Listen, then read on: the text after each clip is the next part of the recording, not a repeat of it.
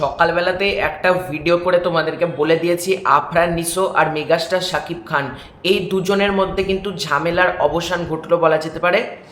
তাণ্ডব টিম তারা তাদের নেক্সট কন্টেন্ট কি আনতে চলেছে এই নিয়ে গতকালকে আমি একটা ভিডিও বানিয়েছিলাম।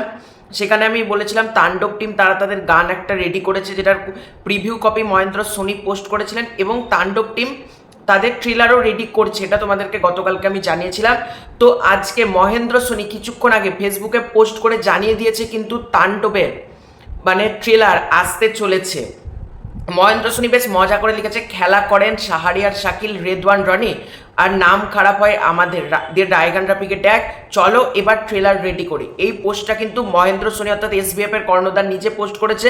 সেখানে রায়গান রাফি এবং আলফায়ের মালিক শাহরিয়ার শাকিল চরকির রেদওয়ান রনি সবাইকে ট্যাগ করে নিচে লেখা রয়েছে চলো এবার ট্রেলার রেডি করি। তার মানে কি তাণ্ডবের নেক্সট কন্টেন্টকে আসতে চলেছে ট্রেলার, আর দু একদিনের মধ্যে কি আমরা ট্রেলার পেয়ে যেতে চলেছি, কারণ হাতে কিন্তু আর বেশি দিন নেই। শনিবার দিন কিন্তু তাণ্ডব রিলিজ করছে 7 তারিখে, তার আগে কিন্তু তাণ্ডব টিমকে আমার মনে হয় এবার কন্টেন্টগুলো ট্রেলার হোক বা যেটাই হোক আজকালের মধ্যে কিন্তু দিয়ে দেওয়া উচিত। কারণ আমি যেটুকু জানতাম তাণ্ডব টিম কিন্তু ট্রেলার রেডি করে ফেলেছে, এখন লিখছে ট্রেলার রেডি করি, তার মানে কি ট্রেলারের আরও কিছু কাজ বাকি আছে।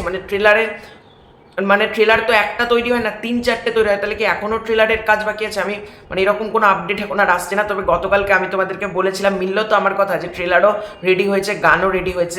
এবার শুধু দরকার হচ্ছে প্রপার প্রমোশন। আর আফরান নিশো আর মেগাস্টার শাকিব খানের যারা ভক্তরা রয়েছে সবাই মিলে, এবং সিয়াম আহমেদের ফ্যানরাও বিশেষত, 3টে ফ্যান বেস মিলে তাণ্ডবকে এমনভাবে দেখো যাতে তাণ্ডব বরবাদের রেকর্ড কোথাও গিয়ে ক্রস করে। কারণ বরবাদের আমরা জানি 85 কোটি টাকা মতন কালেকশন, কিন্তু বরবাদের আমরা লাস্ট জানতে পেরেছিলাম এটা যেন 100 কোটি টাকা ক্রস করেছে, এবং তাণ্ডবের মধ্যে সেই সম্পূর্ণ পোটেন্সিয়াল রয়েছে যে তাণ্ডব কিন্তু 100 কোটি ক্লাবে যেতে চলেছে। এবার দেখা যাক ট্রেলারটা কেমন হয়। ট্রেলার কিন্তু শেষ তুরুপের তাস বলা যেতে পারে।